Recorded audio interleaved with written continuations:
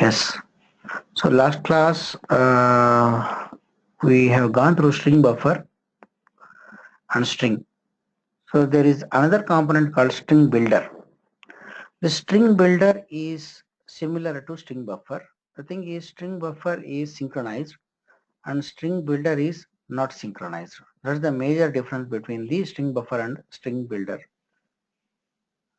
Just a minute.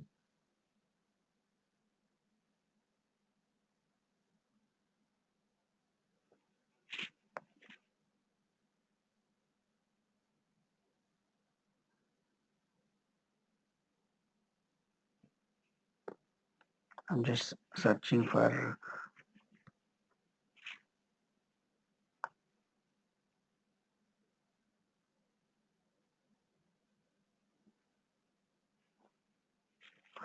and the methods present in string builder.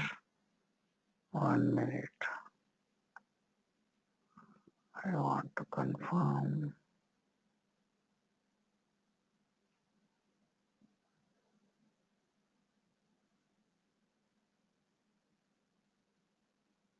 My browser is crashing frequently.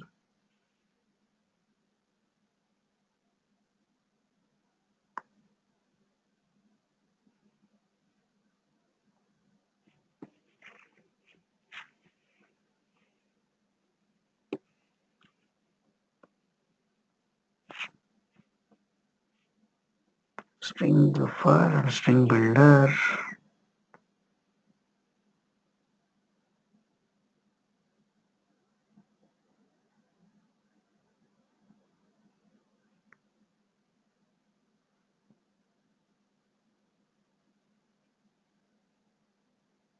Yes, string buffer is synchronized and string builder is not synchronized.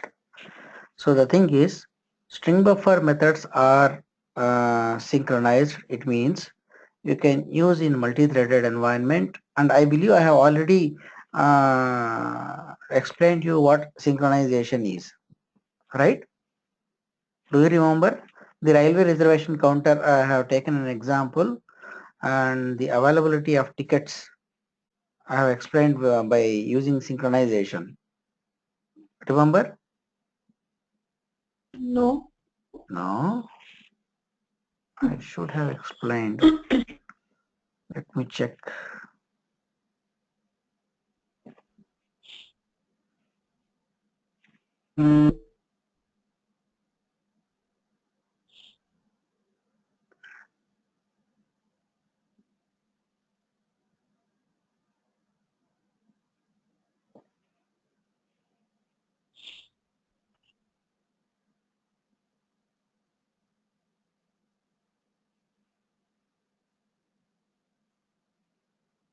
This sample.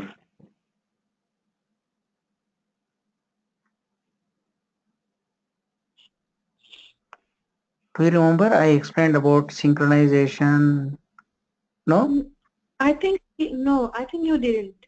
Okay, all right. I'll just uh, go into that. So the thing is, I'm talking about a case study. Assume here Okay. there are two reservation counters, C1, and let me highlight this. C1 reservation counter and C2 another reservation counter. We can consider this C1 and C2 as a small pieces of program known as thread.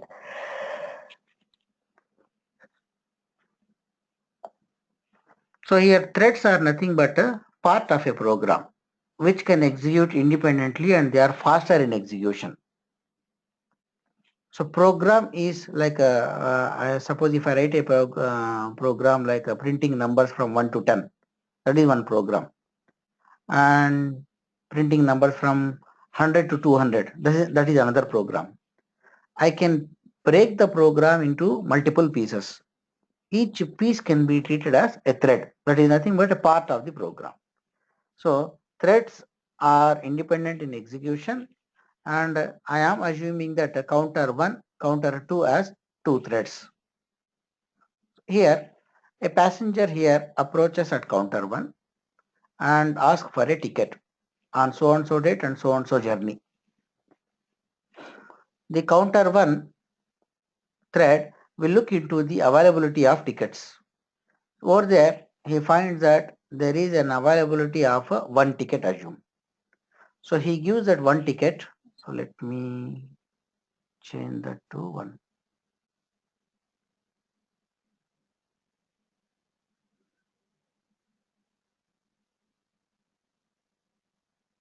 I say it is 1.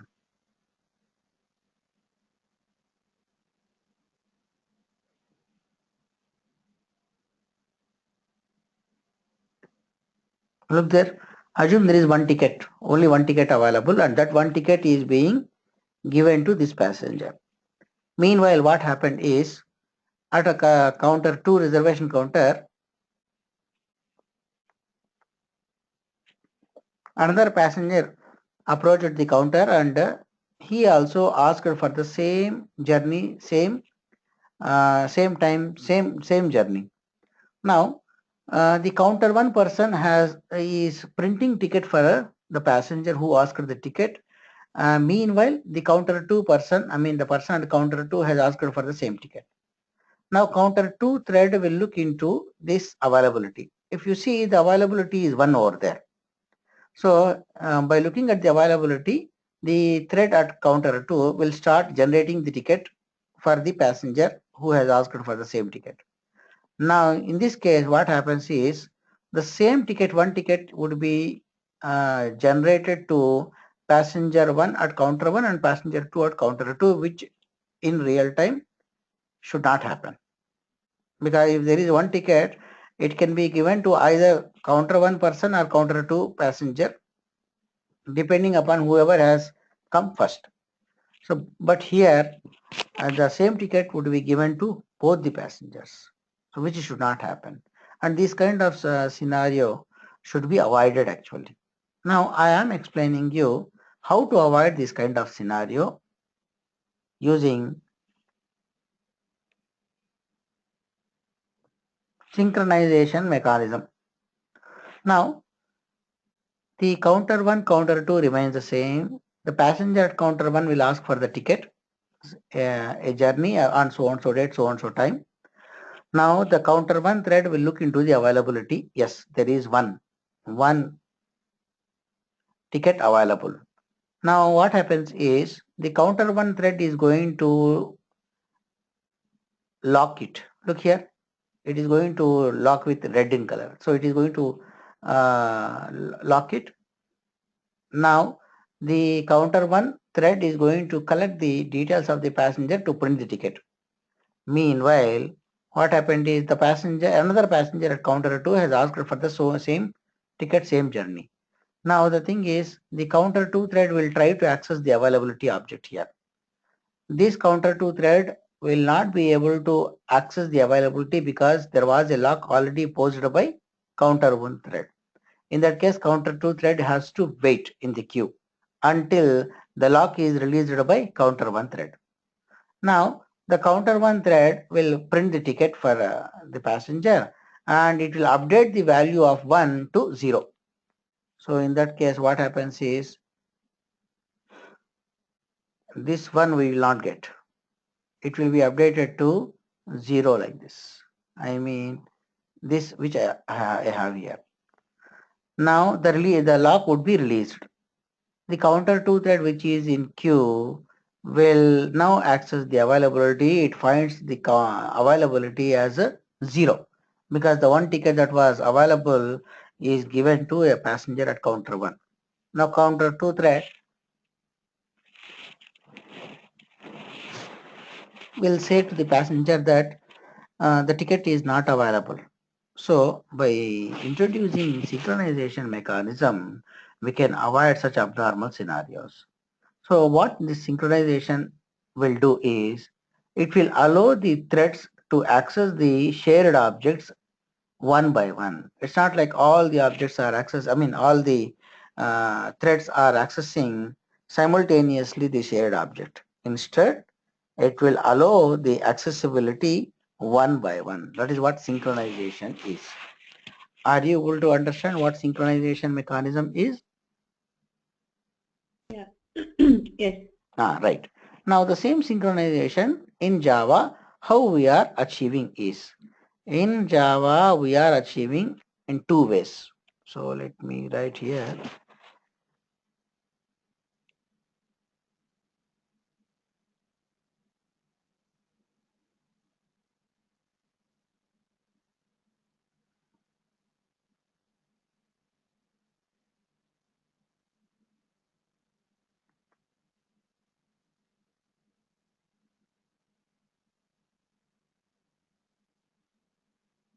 I write here synchronization. Hmm.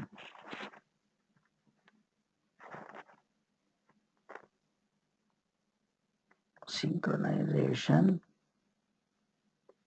is achieved in two ways, one way and the other way.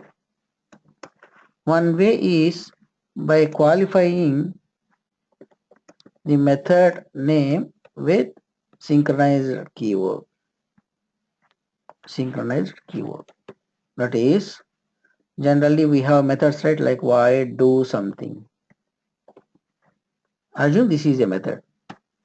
I am marking, so and the block of statements goes here. So this is the block of statements. And the complete method can be marked as synchronized like this. This is what. So this method, when it is marked as synchronized, one thread can access only one time. Only one time in the sense, multiple threads cannot access this do something method together. Instead, if one thread is accessing this, the other thread would be waiting in the queue. Once the first thread is finishing the execution right from here to here, it comes out. Then the second thread is going to enter into this block. So this is one way. Second way is, so let me copy this.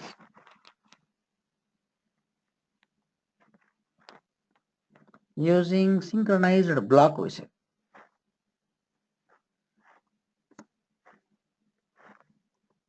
Synchronized block. So I write here, assume there is a method do something with a set of statements like this.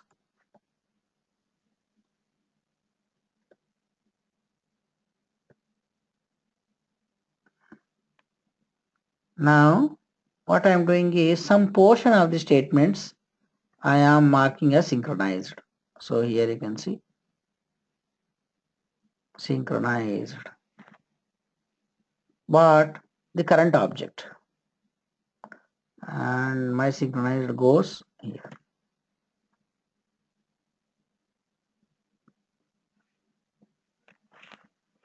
Yes, synchronized. Look here, synchronized, generally we pass an object here, this current object. So here, this is my method do something. So it began, so here there are a block of statements inside the do something method. Now I am marking few instructions in do something method as synchronized. So only this block right from here, only this block would be synchronized, and one thread when it is accessing the other thread would be in queue. So if I compare both the ways, so marking the entire method as synchronized or marking only few instructions which are actually sensitive are marked as synchronized. So which would be the better option? The better option is using synchronized block. So I write here recommended this. The reason is, if you synchronize the entire method, then the other threads should wait until the method execution is complete. Instead, if you synchronize only some portion, so the rest of the statements can be executed by other methods, other threads. So that is why synchronized block is better than synchronizing the entire method. So I mean the string buffer methods are synchronized. Every method is synchronized. So I can show you that in my API. Let's open API.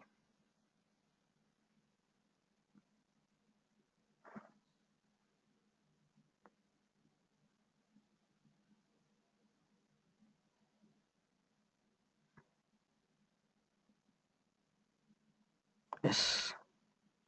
If you see the Java API, string buffer is present in java.lang package. Uh,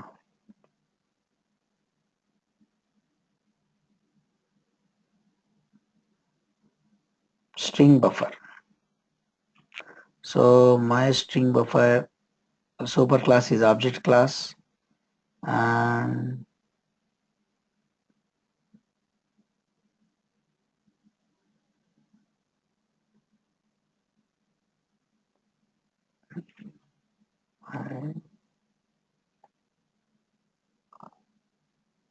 let me open string builder.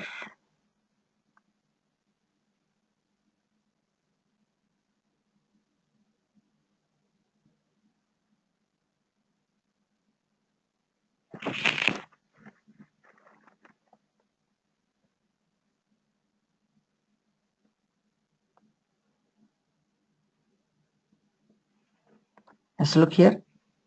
This is string builder.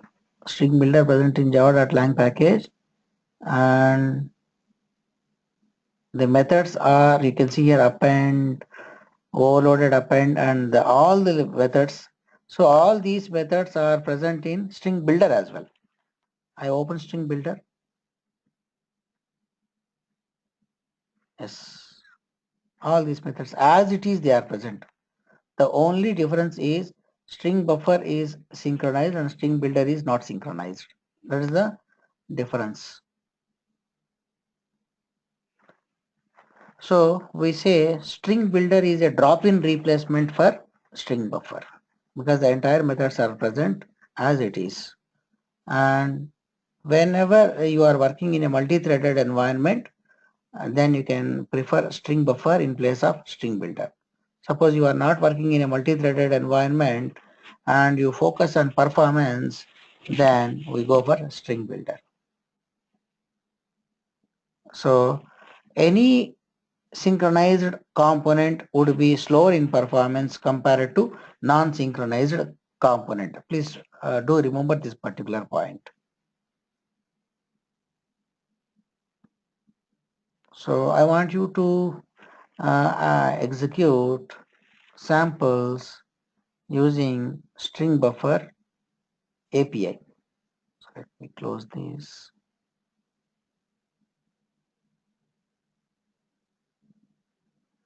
Maybe I will share one PDF to you for reference so that you can execute. Let me open the PDF.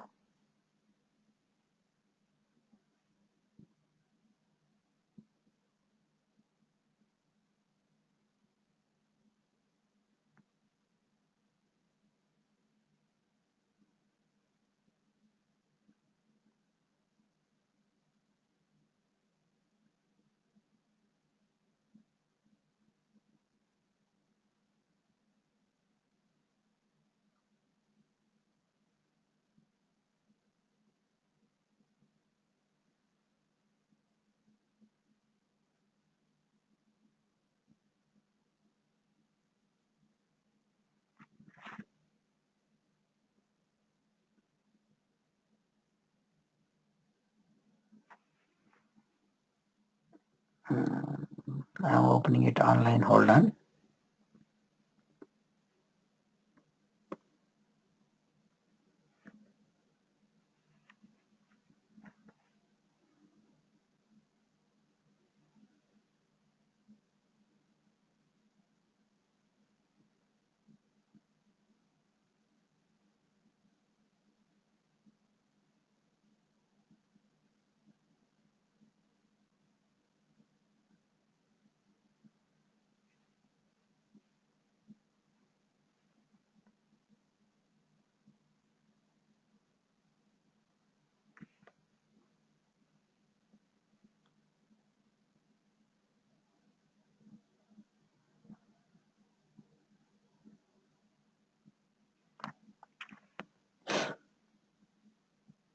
Yes, look here. I want you to execute these samples present in this link.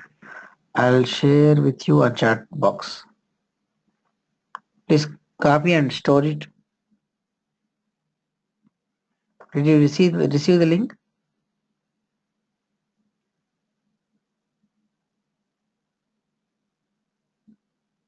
Yes, Ahmad.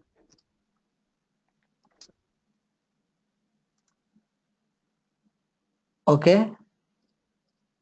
Yeah, I got the link.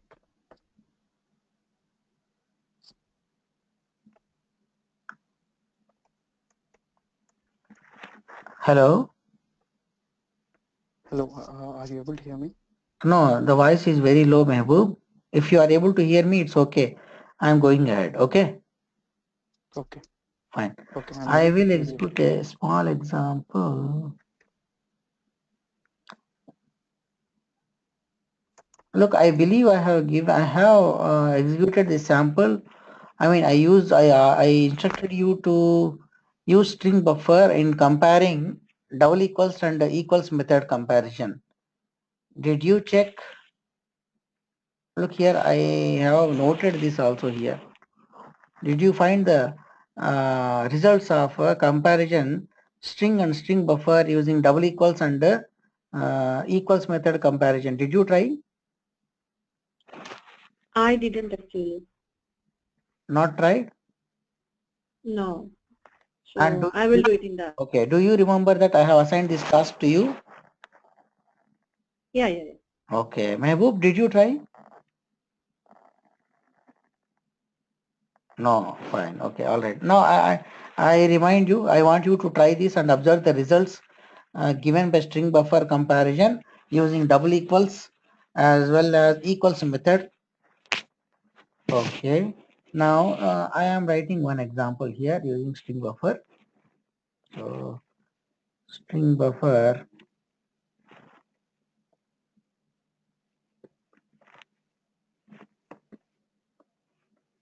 string buffer 3 equals to new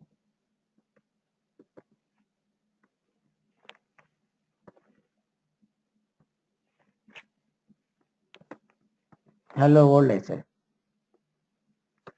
Now I say I better say I just create empty, and here I write system.out.println the length is so strbuff 3 dot look there is a method called length, and there is another method called capacity. So I am printing both capacity, capacity. Yes, I print both. Observe the results.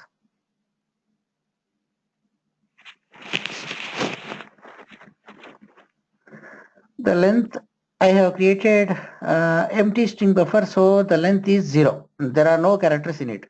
Second one is the capacity is 16. It means initially the string buffer would be created with a capacity called initial capacity, and its initial capacity is 16. It means it can accommodate 16 characters in it. Now what I'll do is I am going to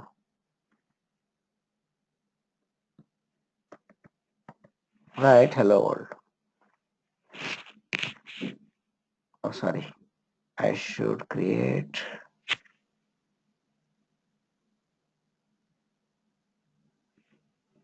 here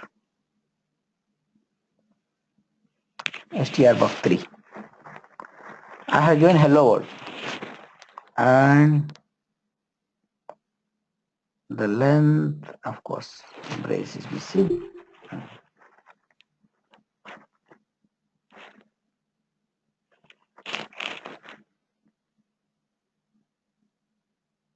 I execute this. Look here. Hello world is having 11 characters. So the length of string buffer is 11. And observe there the capacity initially it was 16. Now it is changed to 27. Did you observe? So my question is,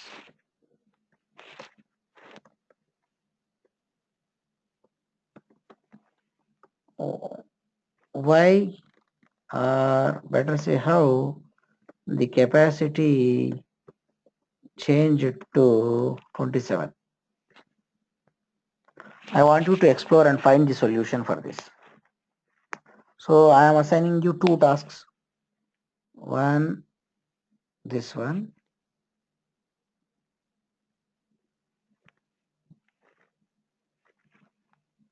Second,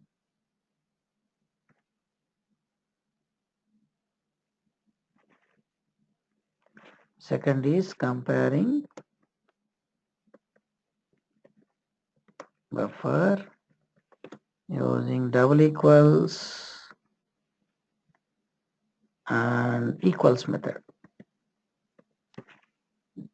and find the results. And I am assigning you third task as well.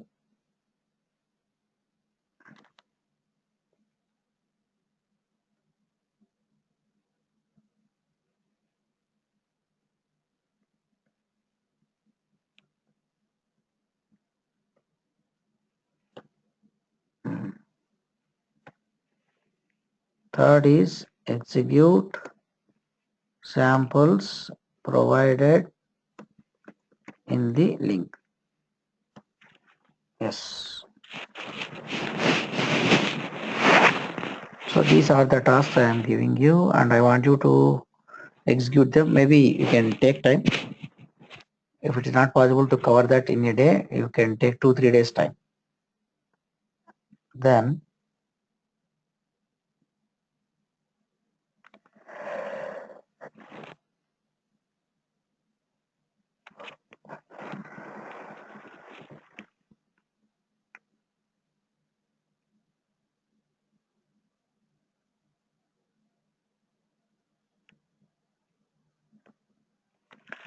so let me take you towards exception handling.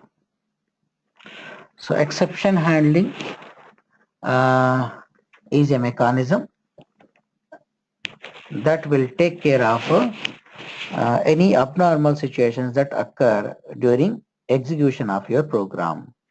So we will see what an exception is and what are the components that help in creating exceptions and what mechanism is present in Java to handle that exception. So for example, here you can see, assume you have a bank account and you are having a balance of $1,000 in the bank account. Now you go to a ATM machine and try to draw this 1,000. In place of 1,000, you try overdrawing it, that is 1,500. Will the ATM dispense the amount? No. It will say an appropriate message like insufficient funds. You cannot perform this transaction. So here, the thing is, trying to overdraw is tending to an exception. And how this exception is being handled by ATM machine is by displaying an appropriate message like insufficient funds. You cannot perform this transaction. So some message. So here, trying to overdraw is an exception. And displaying an appropriate message is how the ATM machine is handling it. So here exceptions are abnormality that occur during execution of the program. So here I will explain you a few more exceptions as well. By example, I would like to highlight here. So here error. So mostly you might have seen errors.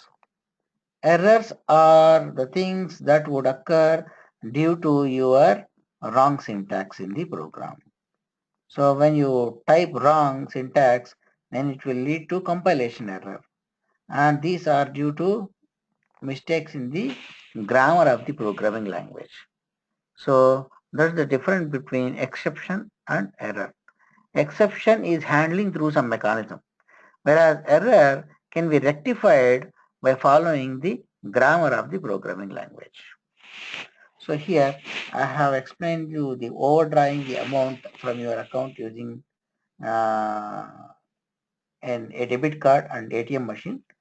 And here another exception, like for example, uh, maybe if you are using your bank website to log in, sometimes the bank website may display a message that the bank is under maintenance or the server is down for a few minutes or few hours. You cannot perform any transaction, and if you want to perform transaction, you have to wait till that particular time.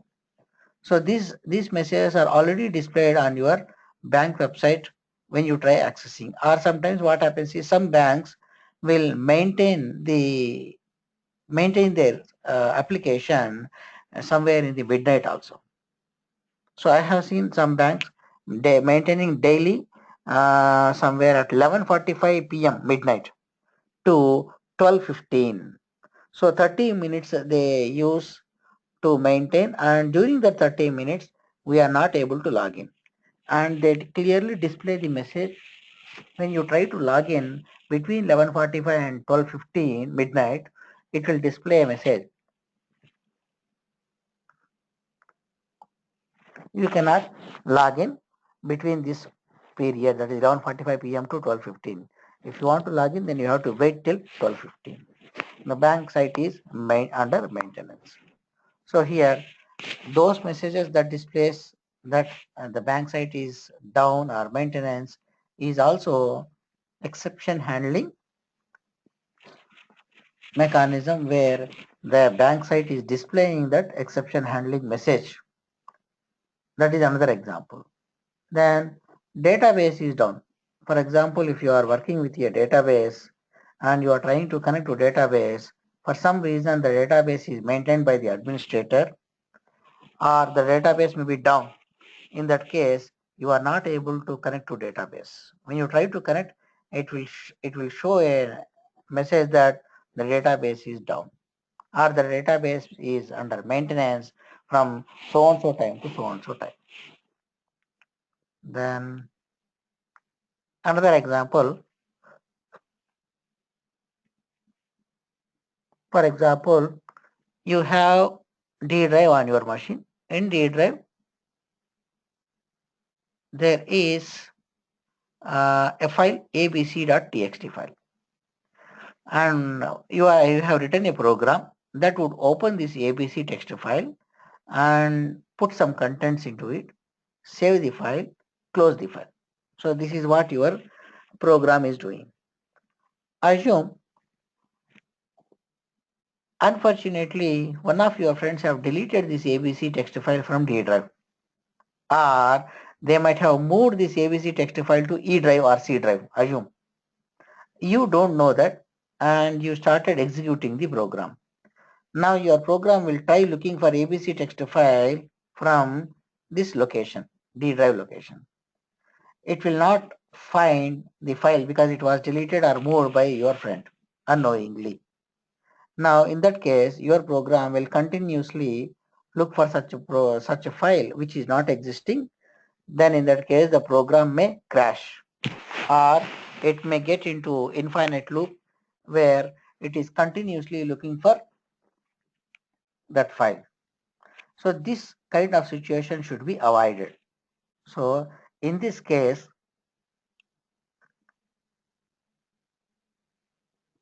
when there is no such a file existing, then your program should throw a message that so and so file is not existing on so and so path. So file not found exception, we say.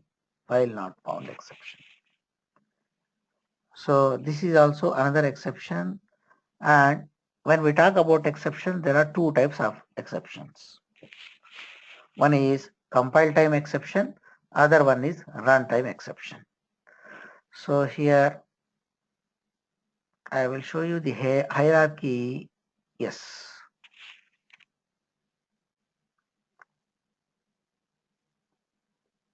Throwable is the superclass in the exception hierarchy. Throwable is having descendants like exception and error.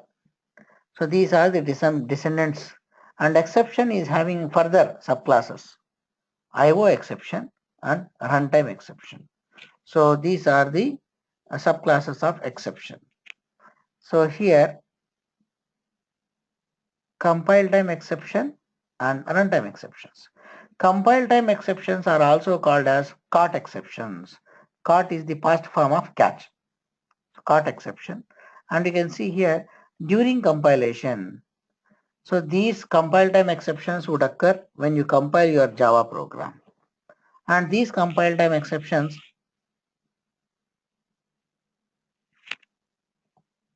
will force the programmer to handle such exceptions. We will see by example, of course. Here, the IO exception and its subclasses are examples under compile time exception. I mean, in our hierarchy under exception, the IO exception, this IO exception and its subclasses. There are plenty of subclasses. So altogether, IO exception plus its subclasses together are examples of compile time exception.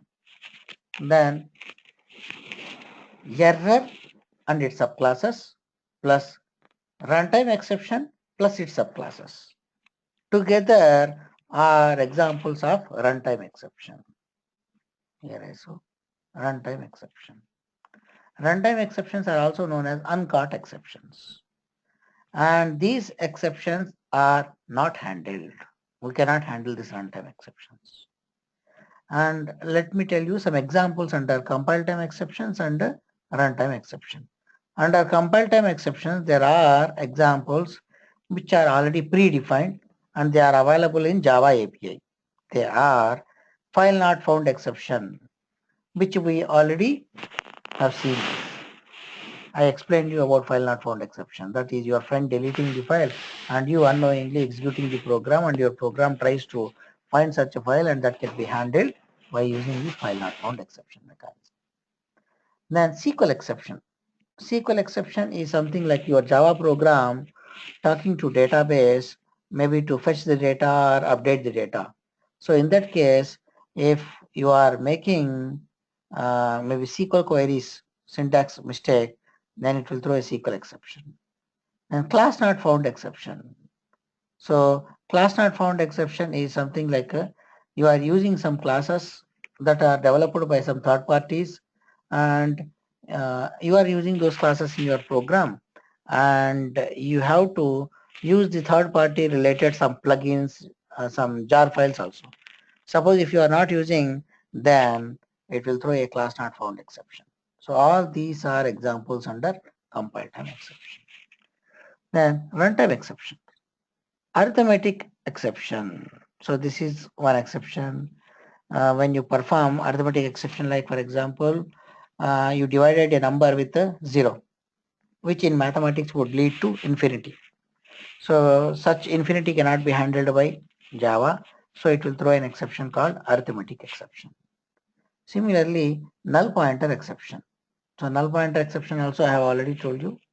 So null pointer exception is something like you are trying to create an object, rectangle rect object equals to new rectangle object. Here you have not used new rectangle. Let me write, for example, I write here. So suppose I create rectangle rect object equals to new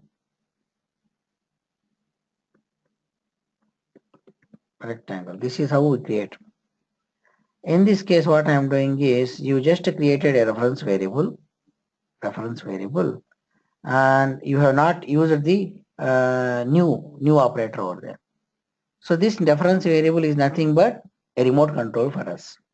And this dot, suppose if I use get length. So as my reference variable is not pointing to any object, here it will throw null pointer exception, which is runtime exception. If you want, you can try. You can try this.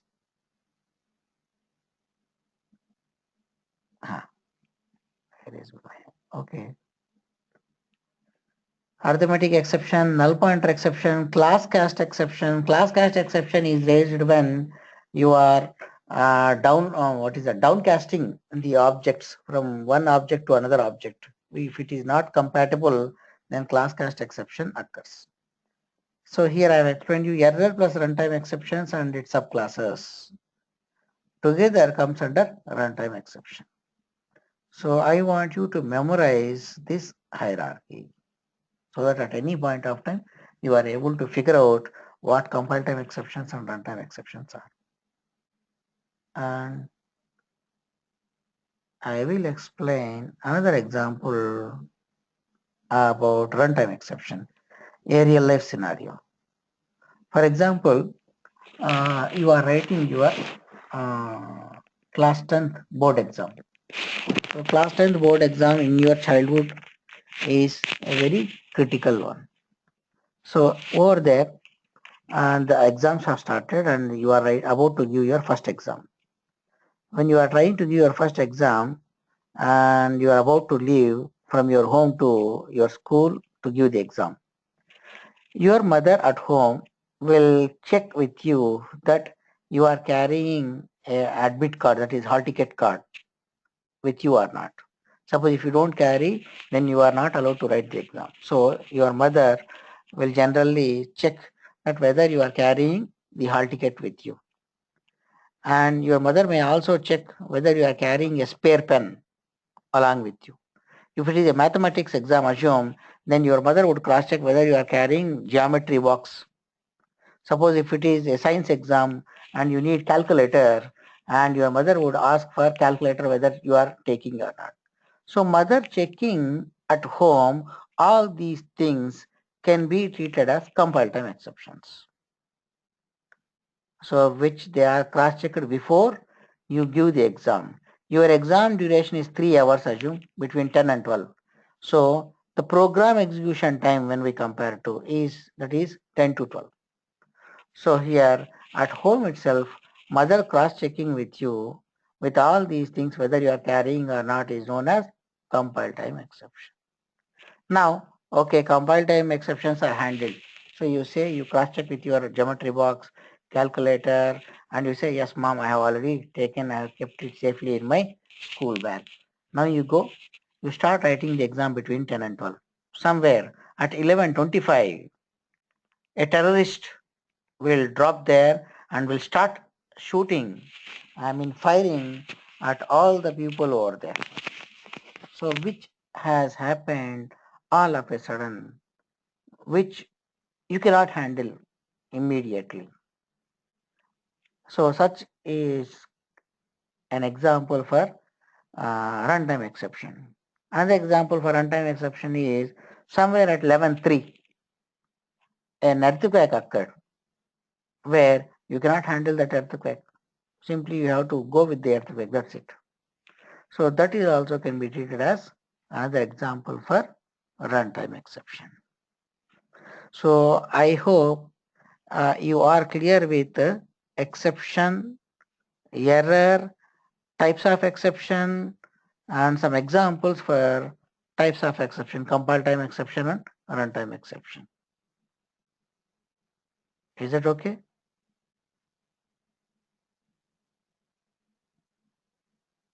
Yeah, it's fine. Fine, fine. All right.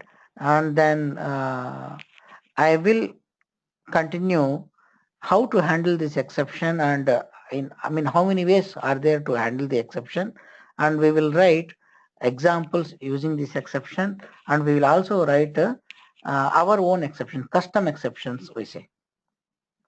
Maybe we will continue this tomorrow because I have to leave for my office, and we will continue this exception and hopefully we will finish exception handling tomorrow. All right.